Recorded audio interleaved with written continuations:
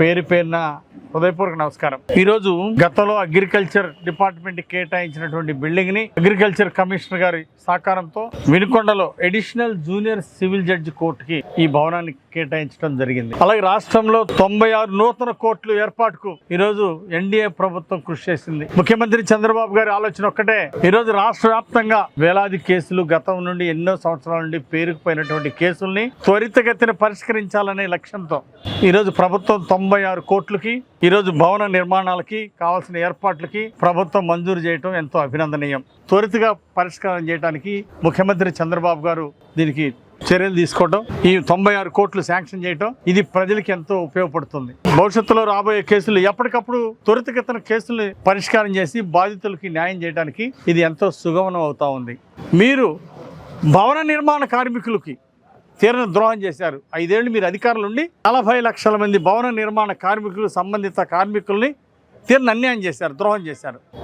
ఇసుకలో కొత్త పాలసీ అని చెప్పేసి ఆకలి బాధతో వేధించి కృత్రిమ స్కేర్సిటీ తీసుకొచ్చి, ఇసుక స్కేర్సిటీ తీసుకొచ్చి ఆకలి చావులకి ఆత్మహత్యలకి కారణమయ్యారు. మీరు ఏం చేశారు? మీరు భవన నిర్మాణకులు వచ్చినటువంటి చెస్ డబ్బులన్నీ 100 కోట్లు పక్కదారి పట్టించి దోచుకుంది మీరు కాదా? ఎందుకు దోచుకున్నారు? భవన నిర్మాణ కార్మికుల యొక్క వాళ్ళ కామన్ ఫండ్ ఎందుకు మీరు దుర్వినియోగం చేశారని అడుగుతున్నా.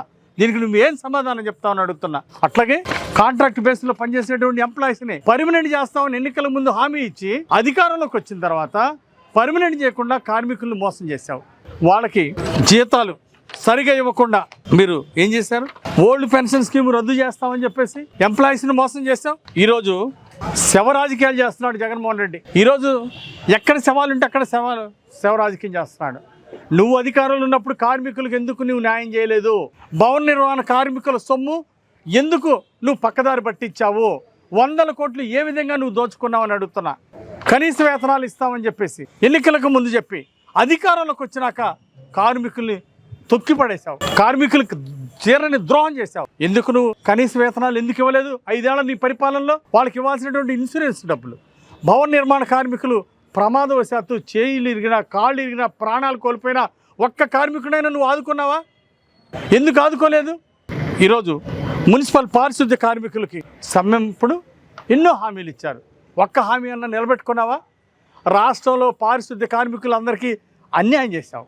అలాగే కాంట్రాక్ట్ కార్మికులకి పర్మనెంట్ చేస్తామని ఎన్నికల ముందు మాయమాట చెప్పి అధికారంలోకి వచ్చి 5 ఏళ్ళు అధికారం చేసి తీరని ద్రోహం చేశావు. కార్మిక లోకానికి ద్రోహం చేసి కనీసం వాళ్ళకి ఇన్సూరెన్స్లు ఇవ్వకుండా, ప్రభుత్వం నుండి వాళ్ళకి బెనిఫిట్లు ఇవ్వకుండా, వాళ్ళకున్న నిధులు ఫండ్స్ వాడుకొని పక్కదారి పట్టించి తీరని ద్రోహం చేసిన నువ్వు కార్మికులు బహిరంగ క్షమాపణ చెప్పాల్సిన అవసరం ఉంది.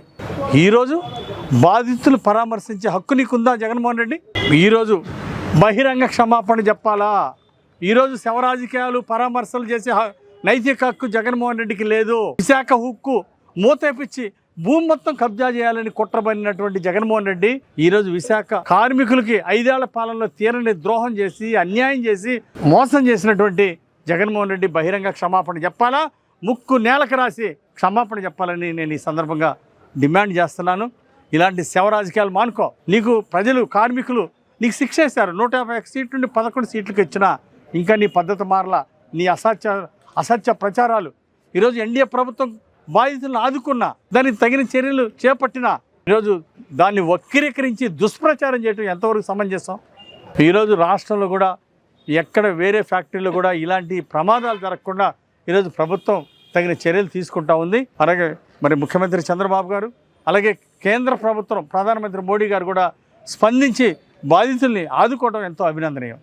విశాఖ ఉక్కు ఫ్యాక్టరీలో జరిగినటువంటి అగ్ని ప్రమాదంలో కొంతమంది చనిపోవటం, కొంతమంది గాయపడటం బాధాకరం. ఉప ముఖ్యమంత్రి పవన్ కళ్యాణ్ గారు, నారా లోకేష్ గారు, మంత్రి హోంమంత్రి అనిత గారు హుటాహుటనెళ్ళి సంఘటన జరిగిన తర్వాత అక్కడికి వెళ్ళి బాధితుల్ని పరామర్శించి ఇప్పుడు మొత్తం 2 కోట్ల రూపాయలు బాధితులకి, రెగ్యులర్ ఎంప్లాయీస్కి పరిహారాన్ని ప్రకటించడం జరిగింది. ఈరోజు ప్రజలందరూ, రాష్ట్ర ప్రజలందరూ అభినందిస్తున్నారు. అట్లాగే టెంపరీ ఎంప్లాయీస్కి వచ్చేసి 47 లక్షల రూపాయలు వాళ్ళకి ఇవ్వడానికి ఏర్పాటు చేయడం జరిగింది. గాయపడిన వాళ్ళకి 10 లక్షల రూపాయలు ప్రభుత్వం ద్వారా సహాయం అందిస్తా ఉంది.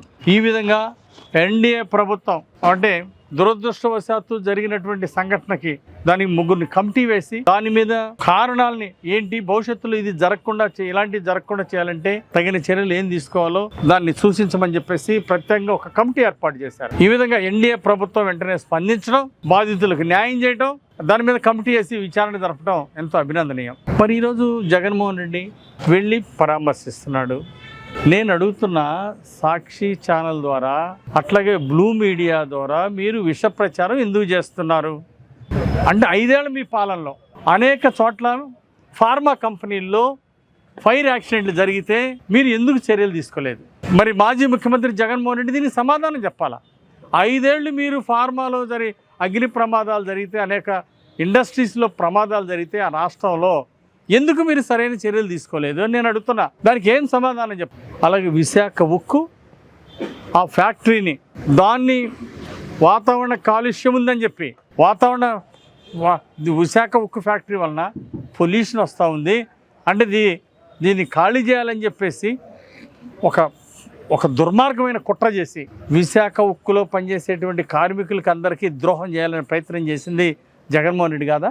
ఆ రోజు మీరు ఏం చేశారు? ఉక్కు ఫ్యాక్టరీని అమ్మేద్దాము, ఆ స్థలాలు కబ్జా చేయడానికి దుర్మార్గమైనటువంటి కుట్ర చేశారు. అంటే విశాఖ ఉక్కు కార్మికులకు అన్యాయం చేసి పరిశ్రమ మూతేపించి ఆ ఖరీదైన భూములు కొట్టేయాలని జగన్మోహన్ రెడ్డి కుట్ర చేసింది వాస్తవం కాదా? నేను చెప్తున్నా, ఆ రోజు మీ పరిపాలనలో కేంద్రం నుండి నిధులు ఎందుకు తీసుకురాలేదు? దాంట్లో కుట్ర ఏంటి? భూములు కాజేయాలనే కుట్రతోటే ఆ రోజు జగన్మోహన్ రెడ్డి కేంద్రం నుండి ₹1 కూడా నిధులు తీసుకురాలా. అన్నీ మాత్రం పైకొకటి లోపలికొకటి చేశారు. విశాఖ ఉక్కు కార్మికులకి చేసినటువంటి అన్యాయం అంతా ఇంత కాదు. దీనికి వెంటనే జగన్మోహన్ రెడ్డి గతంలో కార్మిక లోకానికి చేసినటువంటి తప్పులన్నిటికీ జగన్మోహన్ రెడ్డి క్షమాపణ చెప్పి ముక్కు నేలకు రాయాలా జగన్మోహన్ రెడ్డి.